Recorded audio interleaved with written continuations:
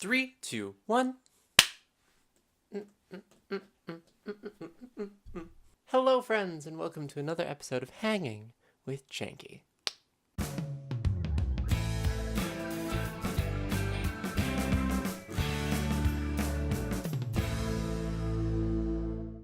Well, I hope that you're having a lovely week, friends. I certainly had a pretty okay week. I only had to work 3 days, which was nice, and then I had a 3-day weekend coming up to it and a 3-day weekend now leading away from it, which is pleasant aside from the fact that I was very ill, but now I'm taking a lot of Mucinex, and it is helping out a bit, so I feel well enough to do this. So let's get to it. We got so much to do.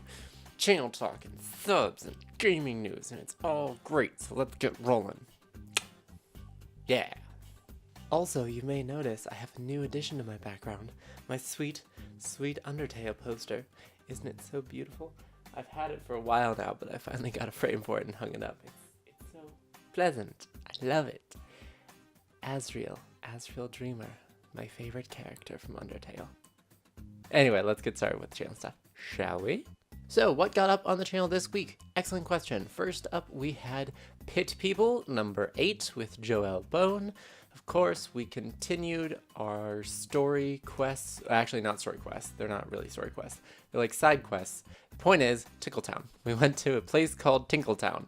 Then we went back there in Joe's, and then we went back there again in mine, and then we went back again in Joe's next one for this next week. Look. We go to Tinkletown, and it's great. Lots of toilet humor is made. It's cool. You should check it out. You should check it out. Then we had Guts and Glory number 4, where we finally get into actually playing the game, which was released on early access on Steam. Yay! And we played the first set of levels, Day in the Park, which were surprisingly non-gutsy for a game called Guts and Glory.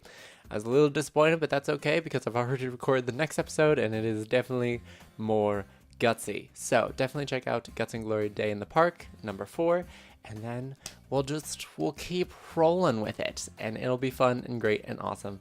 Can't wait. Then we had Night in the Woods, the much awaited indie adventure game that I've been super excited about for a very long time now. I got it like the day of its release. I recorded an episode that night and then I put it out for you guys. I was real sick when I recorded it. It's not a super awesome first episode. It's short and we don't delve into the story as much as I wanted to, but it's a fun game and it's going to be great to play and I'm super excited. So there's that coming up. And lots more of that, but definitely check out the first episode, which is up on the channel right now. Then we had a game called Odyssey. I received a review code for this game. I was just like, absolutely, I'll take a review code, and I played it, and it's awesome. It's all about science. It's kind of like Myst or The Witness, but with a little more guidance through the puzzles, and you learn so much about science and experimentation and learning through inquiry, and it's all about like the solar system and astronomy, and it's so cool, guys. You have to check it out. I have episodes number 1 and number 2 up, and then I also have recorded 3, 4, 5, 6, 7, and 8. So those will definitely be coming up in the coming weeks as well. And then finally we had demo day for this week, which is a little artsy mystery game called The Search, which was delightful. It was quick, it was short. It was another review code that was sent to me, and I like it. I think it's a very pleasant game, and I think you guys should definitely go check it out whenever you get the chance, probably after you finish watching this vid, I think. So definitely go check that out as well. Then we shift to the far side of the world to talk about what's coming up on the channel. Eyebrow wiggle. So here's what we have coming up on the channel. We have more Night in the Woods, we have more Guts and Glory, we have more Pit People, we have more of Odyssey. In addition to all of those things, which will probably be taking up most of the space this week, I also have a janked up lore that I have been sitting on for a while now, and I need to get it edited together, and then I'll get it out. People really love janked up lore. It's just getting the people to do it with, and also getting the time to edit it together. It takes a while, but I have one on the books, so I just need to edit it, and hopefully that will also get up sometime this week. Sweet. So that's what's going on with the channel. it's time to move on to that time of the day where I would normally thank subscribers, but unfortunately, for the first time, I think, since I've started thanking subscribers to the channel, I have no new subscribers to thank this week, which is sad. It saddens me a bit. Not because the numbers haven't gone up, but mostly because it makes you feel like you're doing something wrong, maybe. Setting that aside, I do want to thank the 186 subscribers that are on the channel because you are all amazing and wonderful people. I thank you so much for watching my content, and don't get me wrong, I am not leaving you guys by the wayside. You guys are amazing, and you should know that, and I thank you, and I praise you because you are delightful human people. And thank you so much for subscribing and liking my content and enjoying it. I hope that you continue to enjoy it in the future, and I love you all so much. All right, so let's move on to that wonderful time of the day when we talk about what's going on in gaming news, shall we? So what's going on in gaming news? Well, there is some interesting Overwatch news involving a little robotics genius named Efi and a missing artifact from the Numbani Museum. So this first bit is actually last week's news. It was an interesting thing that Overwatch did. They had an interview with the in-game news station called Atlas News. Atlas News was interviewing an 11-year-old robotics genius from Numbani named Efi Oladele.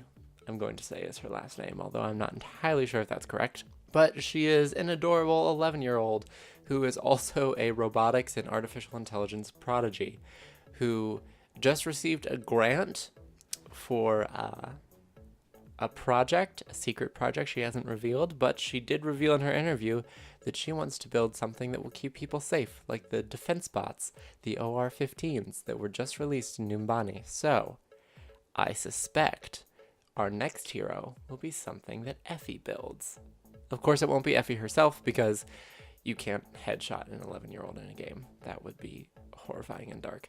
But I suspect she has some robotics in the works, so we may get a new robot hero in Overwatch, which is super exciting. But there's something more, too. So the interview with Efi was last week, but this week something very interesting happened. Atlas News reported that there was an attack on the Numbani airport. The OR-15 defense robots were absolutely trashed, and now in the PTR for Overwatch, you can see a giant dent in the airport wall when you go to the Numbani map that shows where the robot was punched into the wall. It is a huge, big old dent. And the other thing, the Doomfist is missing from the payload, guys. The Doomfist gauntlet is gone. Who has it? I suspect it may be someone voiced by Terry Crews. But I don't know. It's all up in the air. It could be anything. I just don't know. Well, here's what we know. Blizzard told us that Doomfist is not going to be the next hero. However, if the next hero is something that Efi builds to combat the Doomfist threat, because the Doomfist gauntlet is now missing, perhaps not too long after this new hero is released that Efi may or may not be building, we may see Doomfist come up. And that would be interesting. So, excited to see how this unfolds. I'll let you know if I hear anything else. Super exciting, guys. Super exciting. In other news, the H1Z1 King of the Hill tournament is coming to the CW. So this is really interesting because I think it shows how mainstream esports is becoming in the modern scene. But the network, the CW, is planning on airing an H1Z1 King of the Hill tournament on primetime television, 9 p.m. EST. What? Crazy! Also, the prize is apparently $300,000, which is a tidy sum, and if I was any good at H1Z1 or knew where to sign up to a tournament, I would probably enter for that. Anyway, according to the article by Polygon, the tournament and esports docu-series will be called H1Z1 Fight for the Crown, and will launch on the CW and CW Seed, which is the CW's streaming service. It will follow the Echo Fox team of esports athletes, which was purchased by NBA star Rick Fox in December of 2015. The final match will air in primetime on a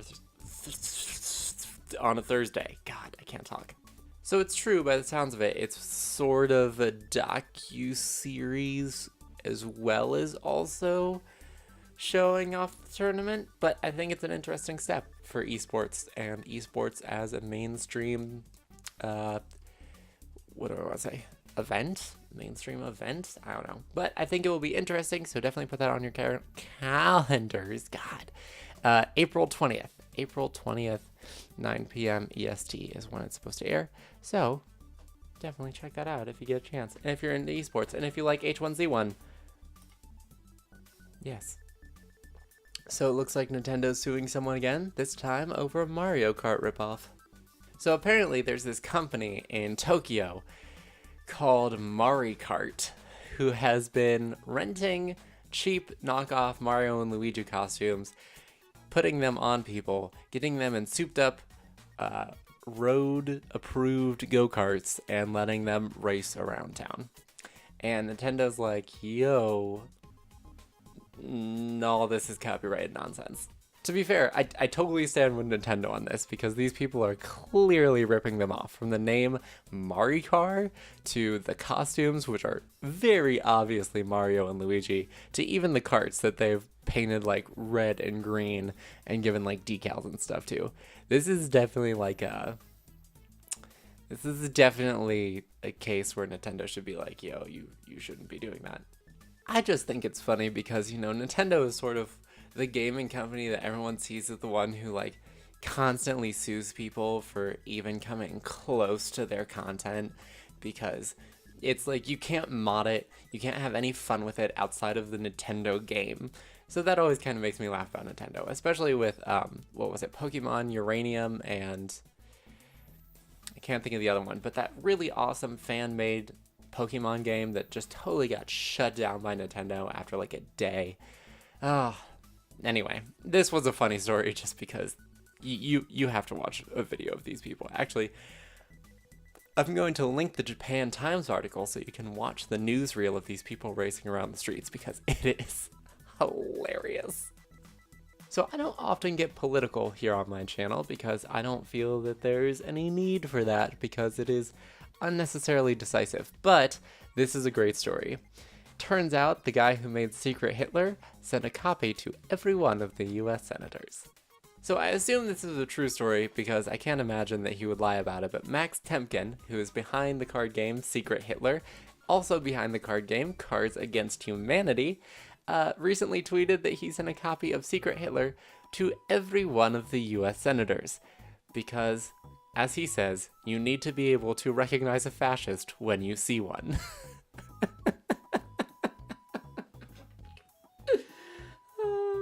To be fair, Temkin was very opposed to Trump, as was, for as far as I know, a lot of the gaming community, a lot of the art community, a lot of the young community, a lot of everyone was opposed to Donald Trump. But Max Temkin led several anti-Trump rallies in his day, and he was just like, yo, I think that our senators need to be aware of fascists when they see them. So he sent a copy to everyone, which is hilarious. Anyway, that's the news story, and it makes me smile. But speaking about the creator of Cards Against Humanity, Cards Against Humanity just received an official Mass Effect expansion pack.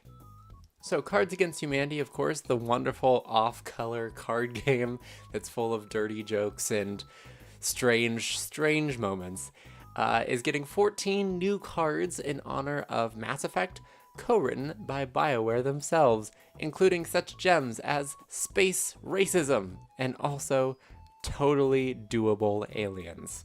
The best part about getting the Mass Effect expansion to your Cards Against Humanity pack only costs $1 as long as the stock lasts. So if you want to talk about Mass Effect and how it is ending your last relationship with space racism, do it now. Do it now, guys. And I'll leave a link to the Mass Effect pack down below. Oh my goodness, that is just... oh dear. And that is all the gaming news I have for this week. So I hope you guys enjoyed yet another Hanging with Janky with me. I certainly did, always do. And if you did, you can leave a like down below. Comments, positive or negative, on the news stories, you can leave those below as well. But more than anything, I hope you have a lovely day, evening, or whatever you happen to be watching. Thank you so much for watching, and until the next time, this is Janky Shenanigans, signing out. Hey friends, hope you liked the video. If you did, you can find more of my content in the links off to the left here. And if you really like my content, you can become part of the year of 1,000 subs here on the channel and use that button down below to subscribe. But more than that, I hope you have a lovely day, and I hope to see you in the next video.